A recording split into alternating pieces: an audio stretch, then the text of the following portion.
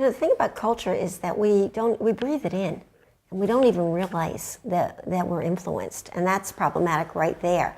But our current modern middle class culture, which is pretty much the same all across the globe, unfortunately, is not conducive to growing an intimate relationship. Just look, what are the values that are out there?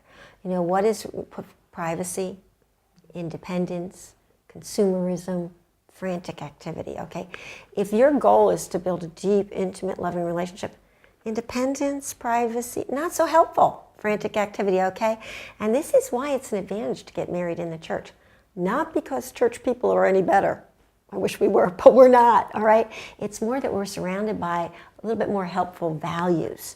If you go to church even once a week, you're going to hear values like compassion, forgiveness, belonging, faithfulness. Very helpful, okay? So this is not rocket science, all right? So just, the air we're breathing is not really sending us to one another, but then there are specific attitudes that, again, we just accept them without questioning. We adopt them without realizing we've adopted them.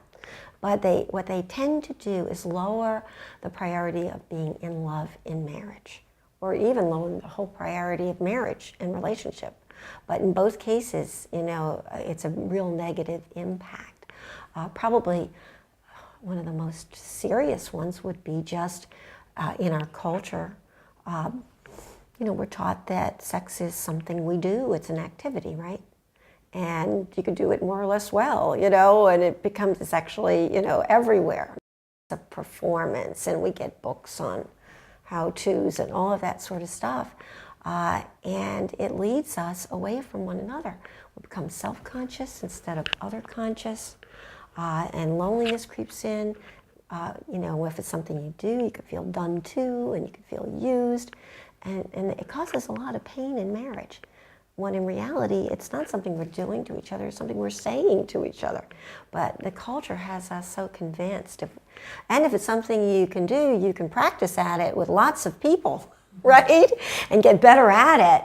And it turns out that is not helpful either. But it really is something you're saying, and it's not more special if you've said it to 50 people. Right? What happens there is the relationship dimension is lost in the process.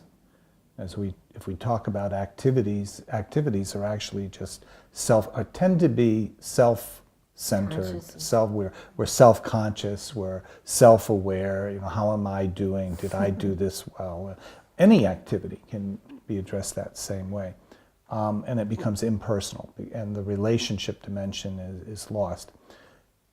The relationship dimension is also lost when we think, and this is a cultural thing also, that we can find out who we are as men and women by looking at cultural standards for what it means to be male and female, or be perhaps it's being a fit person or an athlete, and these are getting blurred between men and women. We used to think of men as athletic and women as homemakers and things like that. But now women are taking on more athletic roles and so forth.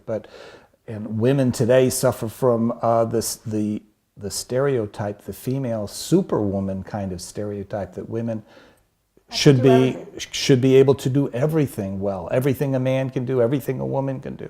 Incredible pressures are being placed on our women today. Syndrome is huge in the United States, okay? And so you are going to get up in the morning at 5 a.m., you're going to go work out at the gym, then you're going to go in the office and beat out all the men for a promotion, and work all day long, and then come home and have this, pick up the kids and do the schoolwork, and then do, dinner, and what happens is your husband is one more thing on the list, right before call pest control.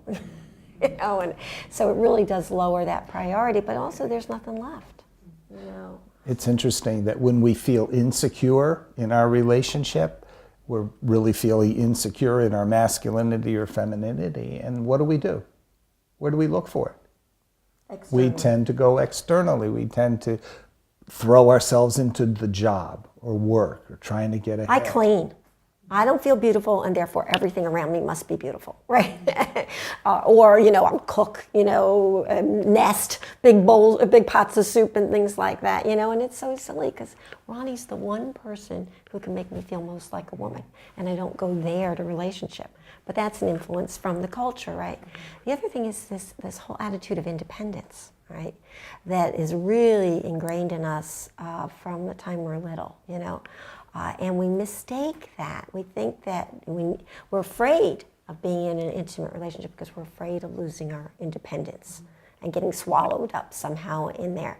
And that's sacrosanct because that's the most important value, especially for we Americans. We're very independent, but what we've done is we have mistaken the notion of independence for autonomy. Autonomy means I am a capable adult that can stand on her own 2 feet and take care of my own needs. Okay, I'm competent, I'm capable, and I'm autonomous, right? That's not the same as independence. Independence in a relationship says, I don't need you.